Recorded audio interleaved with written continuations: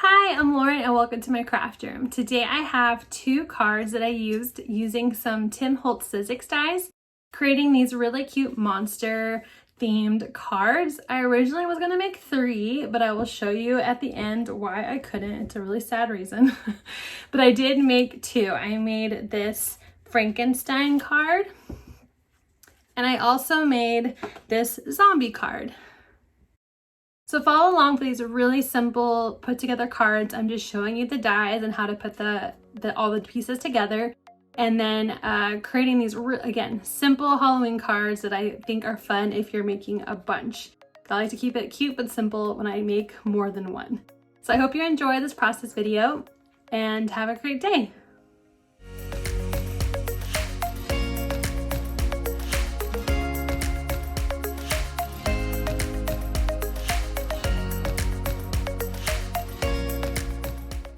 First, I'm going to start by cutting out all of the pieces needed for the monster die set, which looks like our Frankenstein. I cut the back piece in black and most of the pieces in a green color, and I cut the stitching out with gray. Oh, and I also cut his hair out in gray. And I'm going to use Distress Oxides in a few different colors. I'm using Shabby Shutters to add some color to the green, and I'm going to go over that with Frayed Burlap. I'm trying to create kind of a green and brown look like a Frankenstein, but with some depth and, I don't know, make it look kind of scary but not scary, if that makes sense. So I'm going all over the edges of the face piece, you know, giving some contour to our monster here. And then I'm going to take out some of the other face pieces and color them the same. I want to make these pieces a little darker, so I'm going over with Mowed Lawn rather than Shabby Shutters to just deepen up that color a little. I'm also going again with Frayed Burlap to add some depth. For my gray pieces, I am distressing them with black soot. And I'm going to be using my glue that has a really fine tip from Stampin' Up! To glue on these stitched pieces to his forehead. I'm going to do the same with what I'm assuming are his ears. I don't think there's bolts because they're, you know, like by his eyes. And Frankenstein's monster's bolts are typically on the neck. So I'm going to go with ears. I think they're his ears. And I'm using my tweezers just to help me place those onto the face piece. And then Frankenstein's cheeks are going to be placed on again with that really fine tip glue pen. And again, I want to give him that contoured look so his face looks kind of sunken in. And I'm going to glue both of those on, and again go in with a little more of that Frayed Burlap, just trying to darken that up. His hair is also cut out of that gray paper, so I am going in with black soot to darken that up. And I'm going to glue that on the top of my monster. The dies come with a guide of how to put everything together, and it's really helpful when you're gluing and seeing what pieces need to go on first. For the eyes, I'm darkening up the pieces with Mowed Lawn and Frayed Burlap to give his eyes a sunken look. Same with the furrowed brow, basically, is what this monster has. Going in with Mowed Lawn and Frayed Burlap again, just to add depth and dimension. And using that fine tip glue to glue on the eyes, and then the brow above that. And now that that's done, I'm going to clean up my mess and move on to the next pieces, which are his neck and nose. And so for the nose and the neck, again, darkening that up with Mowed Lawn and Frayed Burlap. And the nose I'm going to glue directly on. It does show how you can fold it to make it kind of pop up, but as I'm going to be putting this onto a card, I'm okay with keeping everything flat. And for the neck, I'm using Mowed Lawn, Shabby Shutters, and Frayed Burlap just to add a lot of depth and dimension to make it look more round on the neck. And I'm also going to distress that last stitched piece with black soot and glue that down to the neck with that fine tip glue pen or fine tip glue. Again, using my tweezers to place that onto the piece. Now that everything is done, I can glue everything to the black shadow piece that they all adhere to, and I'm starting with the neck so the face can be glued on top. I noticed that I wasn't really a fan of the green mouth. I guess it would have been fine, but I liked the black instead. So I just cut a piece of scrap paper and glued that down where the mouth would show. And I'm using just my Tombow wet glue to adhere these down to that piece. I like how it turned out, but I wanted to add a little bit more texture to it. So I'm going to use my spritzer and put water in my hand and use my fingers to dribble water onto it to give bigger droplets. And then I went ahead and sprayed it again on the hair since it was distressed, just to give it more of that texture. So now that my monster is done, I'm going to put a card base together. I decided to use some of this really pretty gray bone pattern paper that was just in my stash. I think it's from a Halloween set from Michael's many years ago. And I'm going to layer on some of that silver mesh ribbon that I got from Stampin' Up! This year. I will put a link to where you can buy it down below. And I'm just using some just normal Scotch style tape to place that ribbon on the back of my pattern paper, and I'm going to use some foam tape and adhere that down to a piece of black paper. The black is cut with the largest of the large stitched rectangle die from Fawn, and the bone pattern paper is cut with the largest of the small stitched rectangle dies.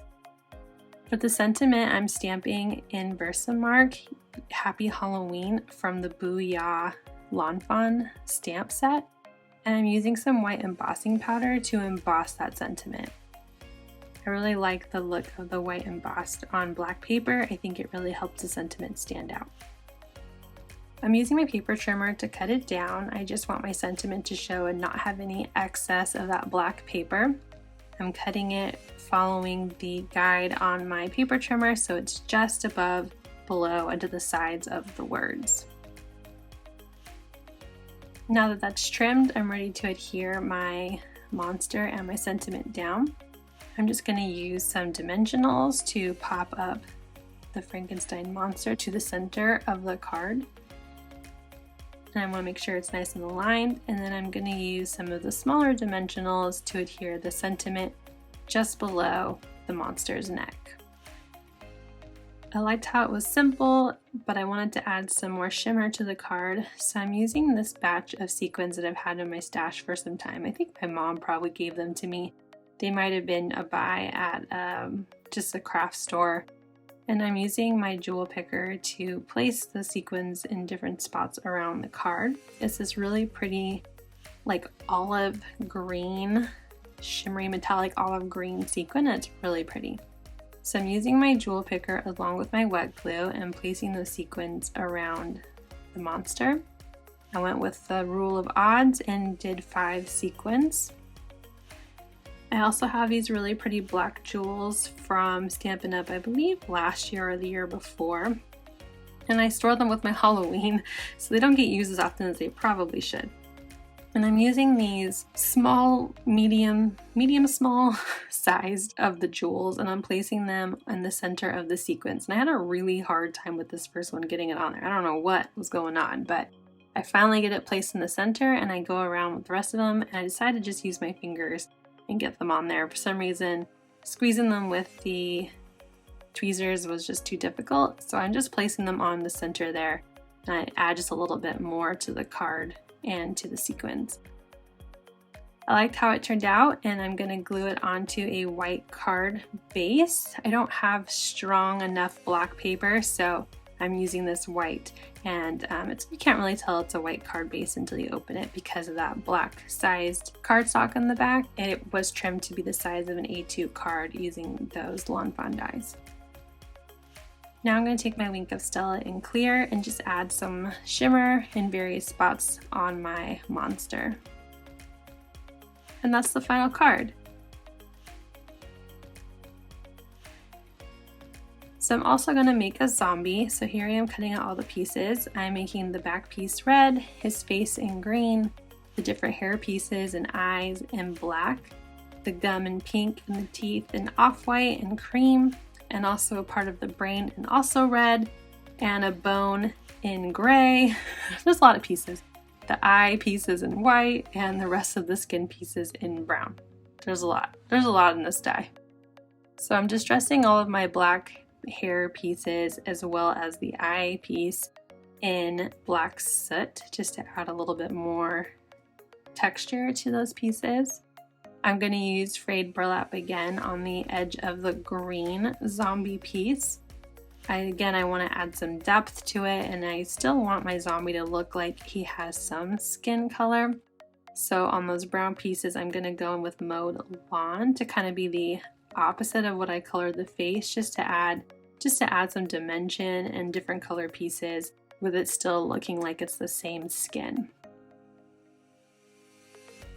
Now I'm going to come in with fired brick, and I'm going to distress any parts of the red paper that are going to be seen through the die. So as you see, I didn't cover the whole thing, I just covered the parts that would be visible after gluing on all of these pieces.